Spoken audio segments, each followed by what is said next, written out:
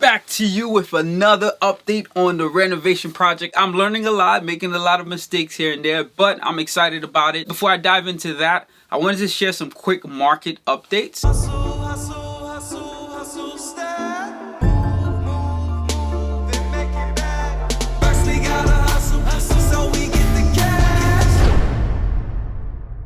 It doesn't seem like home prices are really fluctuating that much, and I'm just checking my area here, make sure everything is reset on Zillow, see for sale, and then I check price reduction, right? See, it's not even that much over 10%.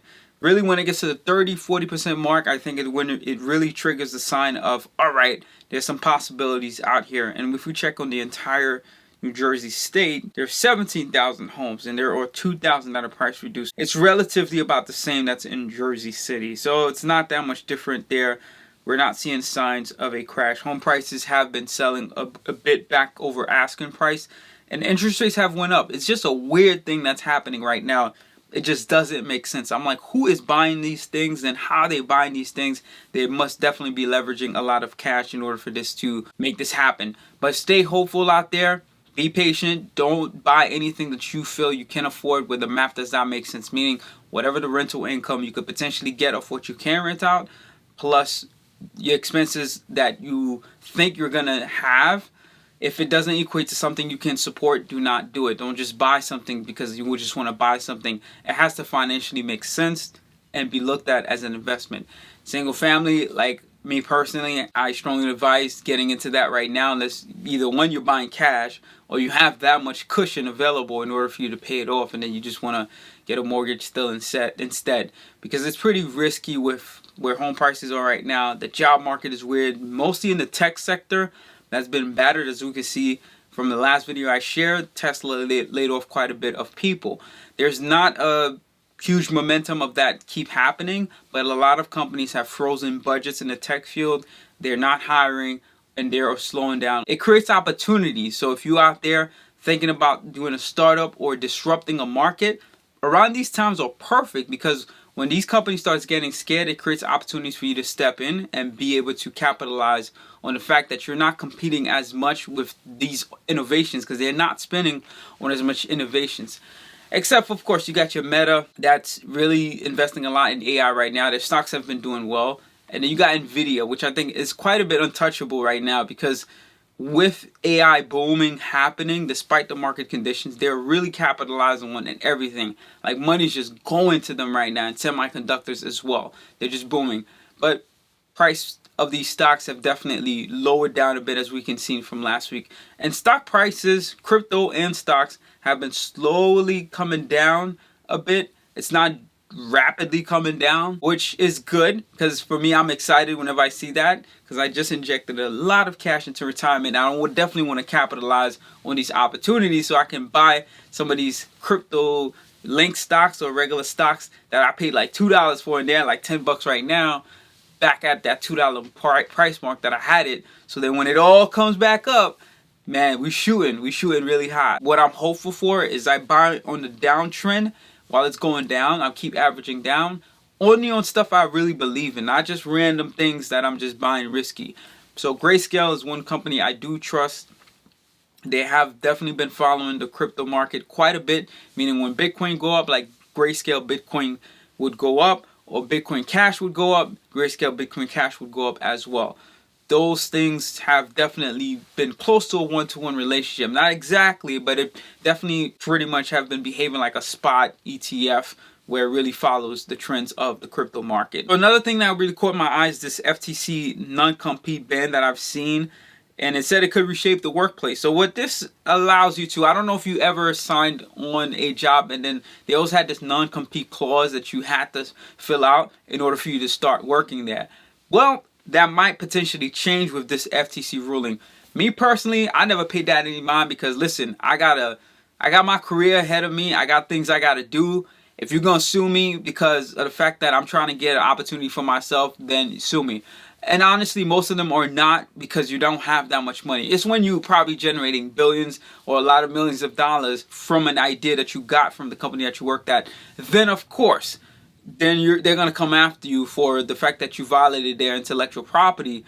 But if you just trying to skip from one job to the next, they're not going to spend all that time on trying to hire attorneys to sue you for what, a couple tens of thousands of dollars. It doesn't make sense. By the time they pay their attorney fees, they're going to be at a loss. I don't think they're going to bother the normal working class people. It's really those people that are either high up C execs or people that are really making like tens of millions, or took an idea and developed into something else, borrowing from the company that they worked at. But this is something you need to be aware of, because if this changed, it definitely gives you a competitive advantage where you could just jump around. And they said it might become harder for them to protect trade secrets and confidential information, which honestly is a lie. There's not really that much confidential information that I think, because you're just trying to showcase your work that you did at the company. You're not really trying to sell their idea to somebody else. It's just showing how well you executed something, the output of it, from a real life use case working with this company. And that's all it is, so you can get your next gig and move your career going. Now let's dive into the renovation. It was pretty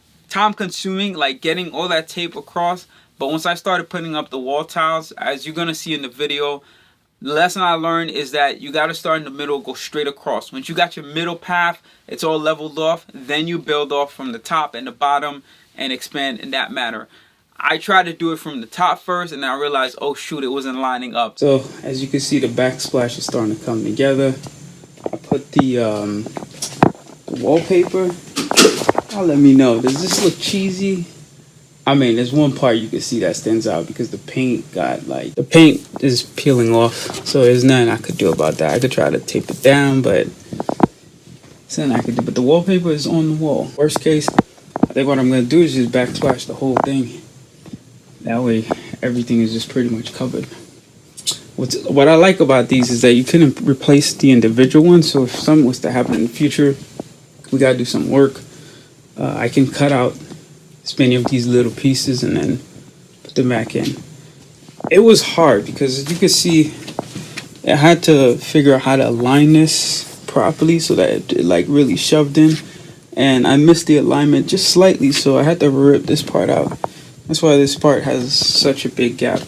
But this is where the cabinet is going to be, so I'm hoping this imperfection is it's all covered up. So that's one of the things I could say I made a mistake of. The bathroom vanity, you're going to see my caulking job and some of the tips that I'm going to share with you. But once I had put that together, mounted it, I realized the top was very scratchy. It was noticeable, and I had to figure out another way to get some protective layer into it. And I'm going to share some later videos on techniques I tried, because I tried so many different things. I failed so many times, but my idea is to experiment with this so that way in the future, if I ever come across this, I know exactly what to do. Cabinet is over here, mounting it, but I'm tired, so just pieced up the frame. There's a lot more pieces left to go. Bathroom, all cleaned up, kind of, right? Remember this thing? Now, see, it's all white. Bought the springs for it, and let me see if I can bring it down. Yep, so these are way more durable. Come closer than the last one. They're way thicker too. So these are the ones I got from Amazon. And as you can see, it's not as dirty. It's all clear and white. Right? It's all cleaned up from what you saw in the previous video. Some of the metal got a little bit of rust, even though this is stainless steel. A little tiny bit of rust. I have another piece of wallpaper here. In order for me to help kind of protect the wall, I'm just doing that for now. Of course, we're gonna put sealant and all this stuff around, but it's just to protect the wall from just being so wet and damaged, even though this is all green sheetrock. And that's it. All progress so far. And look how shiny our thing is, right? All the grease is gone, everything. Our vent, our hood range, it's all clean and shiny. It's like a real stainless steel. And that's all progress so far. Remember, the time that you invest in mastering a skill and a craft, the better it is for you down the line. So that way somebody, you could charge them $400 because of all the time and labor that you spend mastering this one particular thing. Not to say that I'm going to be some type of contractor, but that's the idea behind all that. Okay, doing a little bit of wiring, electrical. So right now my router is here. Luckily I have drop ceilings, and I'm trying to get it here in the middle. With the drop ceilings, the beautiful thing is you can go underneath the beams of the house. As you can see here, those like really big, thick wood, those are the beams. Yeah, there's black one here. This was a fix that I think my contractor did at one point to help support whatever happened. But this is a clean one, right? They go all from one end of the house to the other. And they're in this way, so that way it does never collapse. If it was flat, potential of collapsing. So this really helps sustain the platform in the house. So what I'm doing is running just the Ethernet line from here, going up above through the drop ceiling, and bringing it all the way here to the middle. And I'm also getting a power line from my panel. So this, all my electricals are here, so it's easy to expand from this panel going all the way across and bring it here. With the drop ceiling, it's pretty easy to do. And I'm just doing a 20 amp new breaker. The next video is jumping to the next day, where I'm going to show the caulking that I did for the sink, some of the issues I ran into the cabinet top, like I explained before. One of the finishing touches you got to do with a sink is caulking. So with caulking, you're supposed to do it typically, put the caulk first on top of the actual vanity, and then put the top of it. But I didn't want to do that because I think it gets stuck in between. I just want to be able to cut this piece out and just lift it up entirely. So instead, what I'm going to do is put caulking where I have it right now, on the sides. As you can see, there's a big gap here. There's no need for me to really put caulk over there. It makes no sense. But on the sides for sure, in case water comes from this side, comes down here, doesn't get like through the wood or anything like that. And I also have some on this side, as you see here. So I know with this side, it's not that much space. So let me show you from the top. Right, there's the wall there. So what I'm doing, so the clear caulking is what you usually put underneath, and then on the top layer you put like whatever color you want, black, white. Most people choose white because it blends in with the wall, depending on the color of your wall. So I'm gonna do white at the top, but right now this layer I just put is the clear one. It looks white now, but once it dries up, it's gonna be clear. So the white is gonna go all through here, and all around through here. And what I'm gonna do is on this side here is gonna go all the way down. The reason I put paper is so it has cushion to sit on, because the gap is so wide. If I just lifted it as is, it would have nothing to sit on. So what you could do this even with screws too, even when you're using compound. You could put a piece of newspaper or paper or whatever to buff it up, and then you put caulking, compound, whatever, so that way it can really sit on it. So that's the reason I'm doing that right there. So we're doing a clear one, and the trick with the clear, they have all these tools at Home Depot you can use, but the best tool is this right here, your finger. You got to make sure you use a microfiber cloth, right? Make sure it's wet, like completely wet. So you keep wiping over it and you go across. You do not need to put that much caulk actually. I overdid it, so that's why it looks a little bit smudged up. And all you do is pass your finger through it, and you're gonna see it smooths it out. And then all you gotta do is use the wet cloth to clean it, and it's just gonna start disappearing, right? Simple as that. This is a trick I learned from the contractor, because I'm like, man, you guys get your caulk to look so professional and everything. Yep, he don't use no special tool but his fingers. You can see here, it's starting to clear up, right? It's just old water. What it is with the water, it just helps it be smudged up. And then you use your finger to pass through it. See, it just really sits nicely on it. And that's the trick. No need for special tools. Your finger is the best tool. So once this dries up, then what I'm going to do is put the white one on the areas that I just mentioned and let that dry up and see how it looks some more. Because sometimes it cracks up a little bit and then it's bad. And my advice to you, use exterior caulk. Do not use interior for the bathroom. Use exterior, the DAP, clear, window siding exterior, and then the ultra white exterior. The exterior lasts much better, looks cleaner, and it just, yeah, you have no issues with it. I prefer that for the interior, right? And anything that lasts for the exterior will last for the interior. So the idea in my head is really starting to come together, which I'm excited about.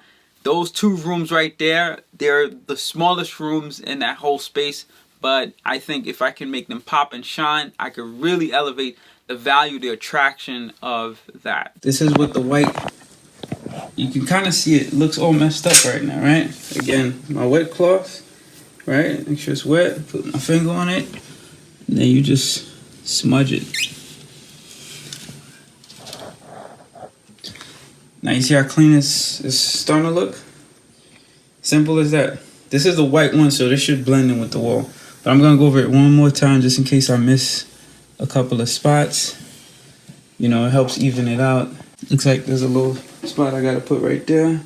So I'm just gonna take some from the caulk gun and put it here. Should go over it, all right? Then we do it one more time. See? See how clean it looks now? That's your best tool right there. And what you do is any excess that's like on the outside, you just use the cloth to clean it, all right? And with the water is just gonna come right off because it's just wet. And as your towel gets smudged with caulk, I recommend using another one because you're just gonna get more white like elsewhere. You don't want that. But that's how you clean that. Again, trick I learned from the contractor. So for new installs, I let them do it, but for stuff that was there before, I try to patch things up myself. All right, here is the final result of the caulking job. So as you can see, it's blending in. Again, this is the white part that goes on the side. The part that's clear is the underneath. The underneath is gonna, like when it dries up, it's gonna be clear. It looks white now, but it should be clear when it's all done. So this is the side. I went through like 3 microfiber cloths. Obviously that means I put too much caulk. So use the microfiber cloths, make sure it's wet so that you can kind of form and shape it. One trick I learned just now, I tried it and it worked, is as you're after you get it all good with just your finger, now do this, like put your finger underneath the wet cloth, and then if you go over it and form it, it's gonna clean the edges like for you pretty nicely, because all this comes up with water. If you see any little white spots around the edges, clear it off with water ASAP. Like do not let that dry up because it's gonna be harder to pull up. And the side will definitely need 2 layers, 2 coats. So I did the first coat. We got it pretty flush, so which is good. So the next coat should now get it closer to the wall and should get it even better. And you can still see a little bit of that paper I had in the background. So we're gonna let this dry up. It takes 24 hours, and then tomorrow we're gonna hit it again with the side. Now I do have plastic. I put a piece of wallpaper behind the sink, so it's actually sitting between here and like right here. There's a piece of wallpaper. It's clear, transparent. So you see the clear part. So it's not all around, of course, because I need to make shape of the sink. But this is just an extra layer of protection for the wall. So as water, any water that hits it, it should be fine. Lastly, we caulk the shower head. So the shower head is pretty easy. It's all clear, so you go over it once. You definitely don't use that much caulking. Same on this side too. And make sure the finger's wet. Use the wet towel and go over it. Now once you're done, if you just use your same finger with the wet cloth and then you go through it like this, it should clear out like any little extra residue that you have on either the panel side or on the wall. This is gonna dry clear, so it's not gonna show that much imperfection. So I hope you found all this insightful. I'm excited to share the continuation of this, that you continue build and inspire you to get out there, renovate, get your own space, do some things with it, and just get creative out there. Peace and love. Trust in Jesus. Have an amazing one.